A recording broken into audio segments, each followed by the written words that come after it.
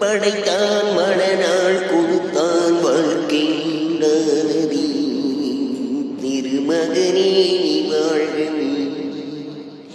அவனே நினைத்தான் உறவை வளர்த்தான் இரண்டும் ஒன்றானதே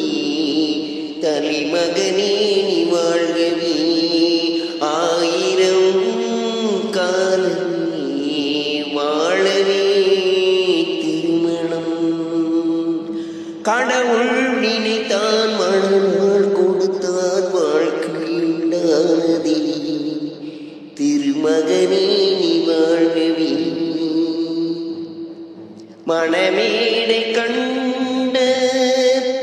மலர் போன்ற பெண்மை மணவாளன் கண்ணின் விளையாட்டு பொம்மை